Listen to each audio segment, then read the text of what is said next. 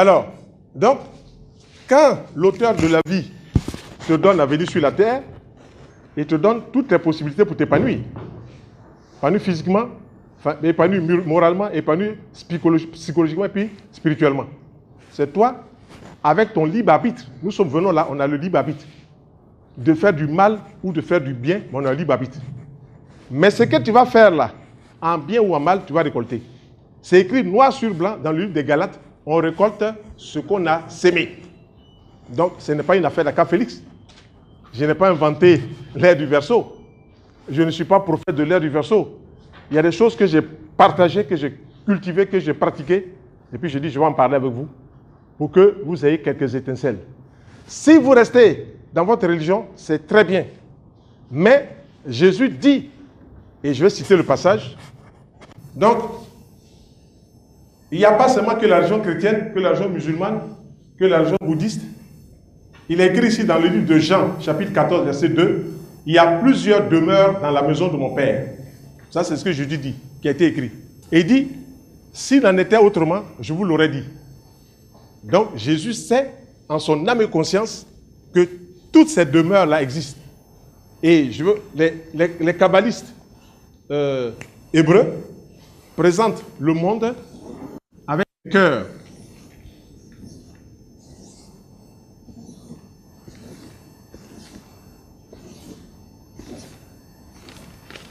Et chacun de ces cœurs représente une demeure de Dieu. C'est-à-dire, ce sont les anges. Les anges, quand on dit en grec, angelos, ce sont les messagers de Dieu.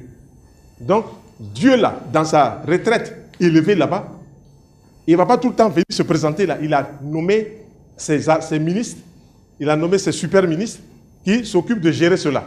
Ok? Et donc, chacun de ces cœurs-là, les demeures de Dieu, puisque c'est dans le monde de Dieu, il n'y a pas une demeure qui est en dehors du monde de Dieu. Voilà. Et donc, ces demeures-là, lui, Jésus le Christ, il le sait. Et il dit, il y a plusieurs demeures dans la maison de mon Père. S'il en était autrement, je vous l'aurais dit. Donc, il y a plusieurs chemins pour aller à Dieu. Il y a plusieurs demeures. Donc, il faut que ce soit clair dans nos têtes que tout ce que je veux dire ne va pas à l'encontre de la religion musulmane. Tout ce que je veux dire ne va pas à l'encontre de la religion chrétienne. Tout ce que je veux dire ne va pas à l'encontre de la religion bouddhiste. Ce sont des plans qui sont là. Et là où tu vas naître là, tu vas récolter les fruits de tes actes. Ce que tu vas récolter là, ça va te suivre. Ce que tu dis, tu auras son retour, la parole. Ce que tu fais, l'action, tu auras son retour. Ce que tu penses, tu auras son retour. Donc, qu'est-ce qu'il faut faire? Il faut, pendant tout le temps que nous sommes sur la traversée humaine, il faut faire en sorte de ne pas nuire à son prochain. De ne pas nuire à son prochain. Donc, la première loi qui ressort dans cette ère du Verseau, c'est la fraternité. La fraternité. Première loi.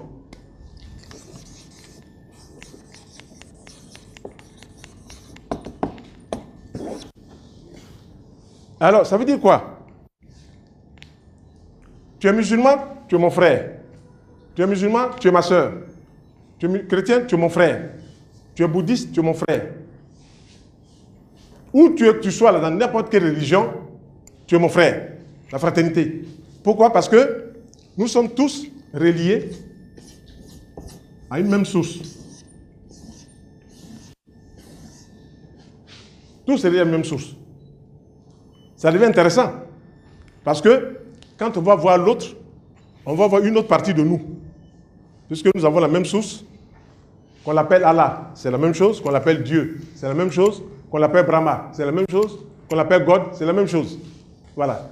Mais en fonction de l'évolution de chaque être humain, Dieu va donner à ces êtres-là développer une certaine qualité, une certaine vertu, des attributs. Donc nous sommes ici, Dieu est ici, et nous sommes tous reliés à que nous sommes tous des âmes, donc nous sommes tous des frères et sœurs.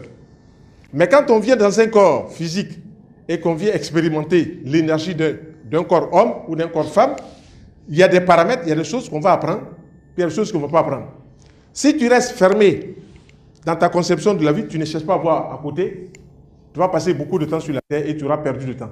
C'est pour cela que quand Jésus avait rencontré le vieux Simon, il lui dit, en 3 jours, tu peux renaître de nouveau. Mais Simon ne pouvait pas comprendre ce que Jésus disait. Parce que Jésus parlait avec des codes. Tu ne peux pas comprendre cela. Et donc, ici encore, je vais vous montrer un passage, puis maintenant je vais aborder moi-même tel que je l'ai compris. Ici,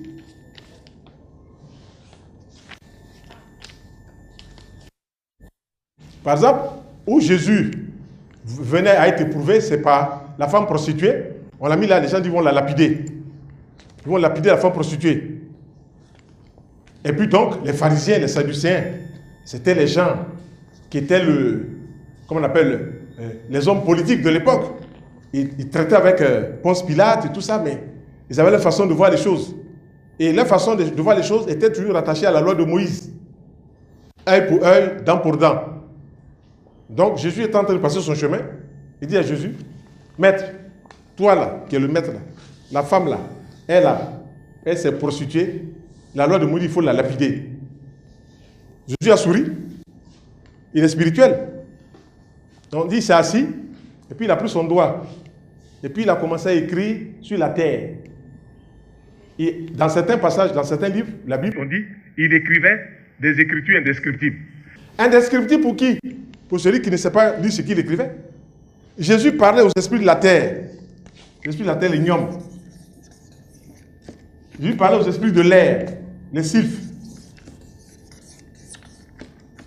Jésus parlait aux esprits de l'eau, les ondines.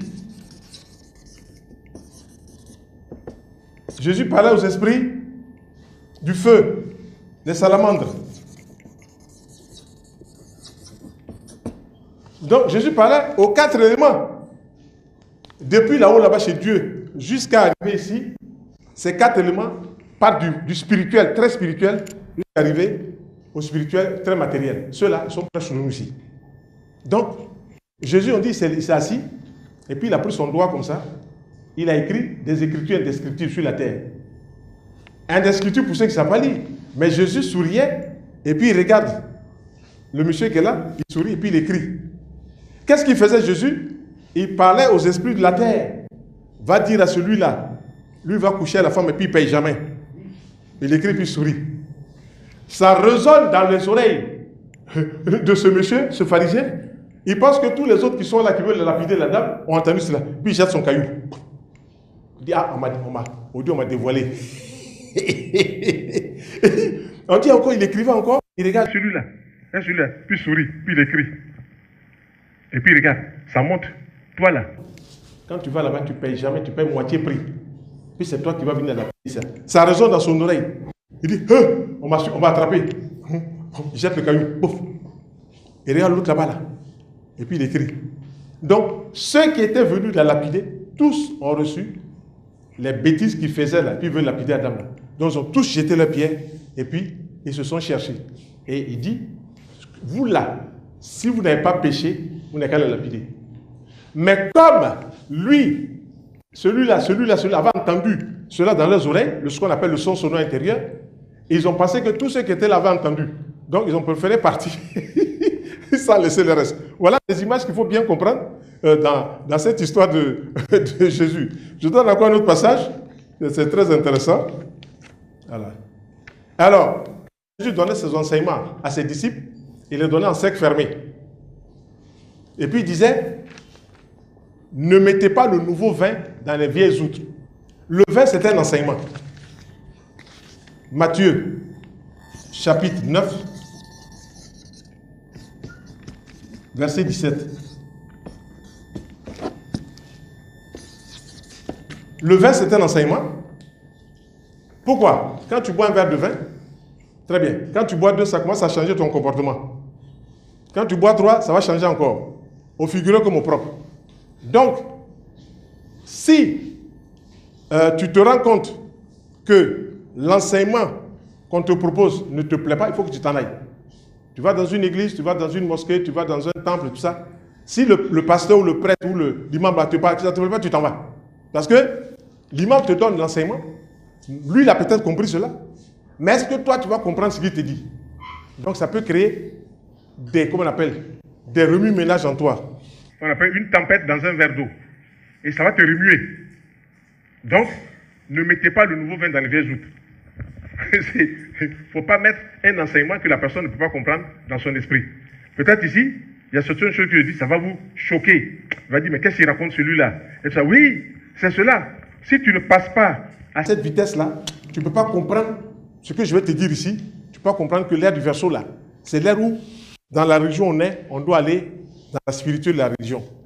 Quand tu prends l'islam, que tu montes au niveau spirituel, on se retrouve dans le soufisme. Le soufisme existe. Il y a des maîtres soufistes qui sont là. Quand tu montes dans la religion chrétienne, tu montes, tu arrives à un niveau, on se trouve dans là où on parle du christianisme ésotérique. Ainsi de suite. Quand tu vas dans le bouddhisme, on monte, à un moment aussi, on se trouve dans un endroit où la spiritualité est là. Donc, ça, dans cette ère du verseau, chacun à son rythme doit tendre vers cette dimension-là. Donc, plus tolérant, plus fraternel, j'insiste dessus, fraternel, la fraternité. Maintenant, dans cette ère du verseau, il faut développer quoi? La générosité, quand tu le peux.